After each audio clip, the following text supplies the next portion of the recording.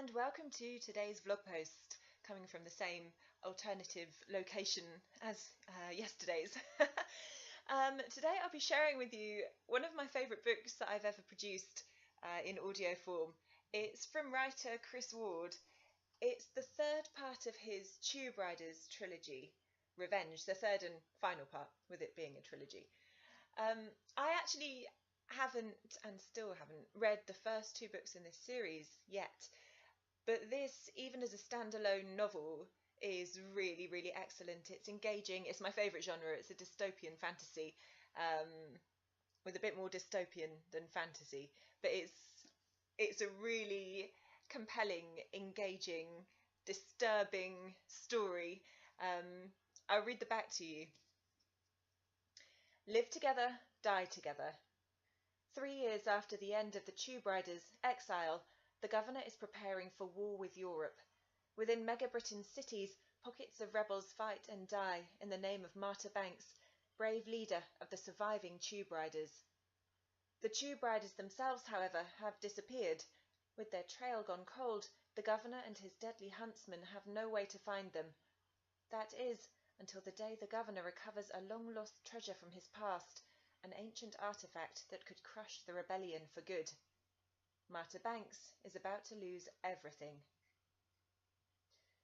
It's set in London, which is where I live, and it's really fantastic reading such a dystopian novel and being able to locate so many of the places quite disturbingly really close to your home, so close that one's actually the neighbourhood that I live in. I'll read you the first couple of pages of the book. I might read you the whole chapter. Let's see how we go for time. 1.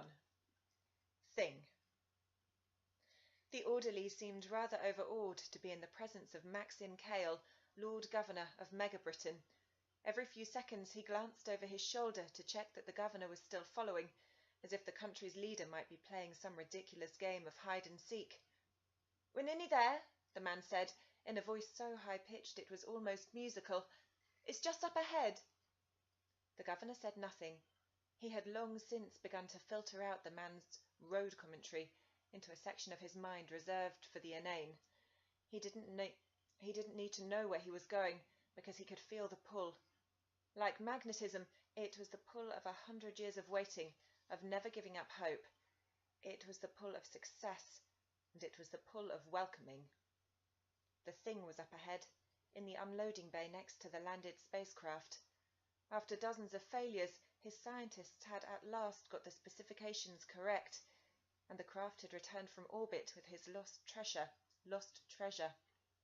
The governor had wasted no time in authorizing Farrell Sawes, the grim-faced commander-in-chief of the DCA, to divert all space program funds into the military and the research labs. The fuel would be used to launch long-grounded warplanes and the technology to arm what was left of his regular army. Perhaps the irritating rebellion could finally be put out of its misery. Like a cherished lover returned from the grave, he could hear the thing calling him. The sound was sweet, like the wind in the trees in his garden at springtime, like the gurgle of a stream trickling over rocks. The thing knew he was coming. It had been waiting for him, too. "Just around this corner," the orderly said again, almost jogging to keep ahead of the governor's huge strides. "We're about there." He's terrified, the governor thought. He hears it, and it frightens him. It used to frighten so many, but never me. I was never afraid of it, and for that it loved me. The orderly paused in front of a tall pair of double doors, and for a moment a memory flashed into the governor's mind of a room like this so many decades before, when he had stepped out of a bloody nightmare to begin his own journey of destiny. It was almost complete. "Go," the governor said, and the orderly turned and ran, not looking back. At last. At long last. He closed his eyes and pushed with his mind. When he opened them, the doors stood wide, welcoming him in. The unloading bay was deserted, as he had instructed it to be. The orderly was the only other person in this wing of the complex. The directors of his space program had wanted to be here with him, had wanted to walk in circles around the thing, waving clipboards and telling him what they had begun to surmise from it, but he had waved their requests away. No one was to go near it. Farrell Sawes was in the process of assembling every man and woman who had been on board the space mission, or who had been in contact with the thing since the ship's return. They would all be dead before nightfall. It stood in the middle of the room, more beautiful than he remembered, awash with glittering, shimmering colour, but much smaller than it had once seemed. Of course, he had been just a boy then. He could feel its warmth from the doorway, like a summer breeze on his face. Images had begun to fill his mind too, nothing distinct, just flashes of colour and shape.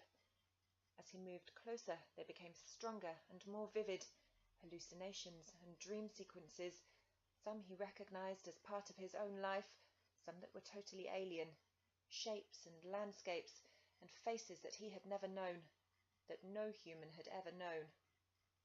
He had seen men driven mad before they got within 20 feet of the thing, but they were fools.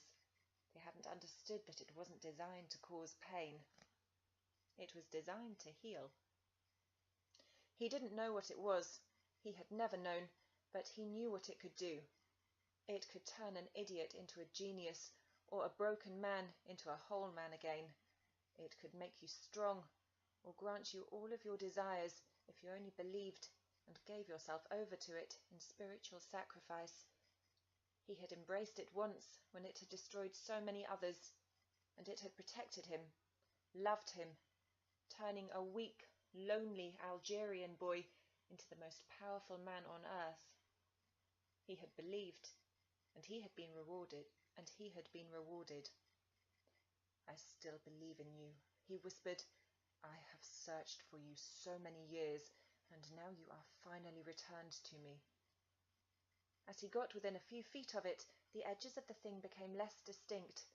From a distance, it resembled a block of water standing freely in the air, but up close, it became more of a cloud, its edges blending into the air around it, sparking off little fingers of colour.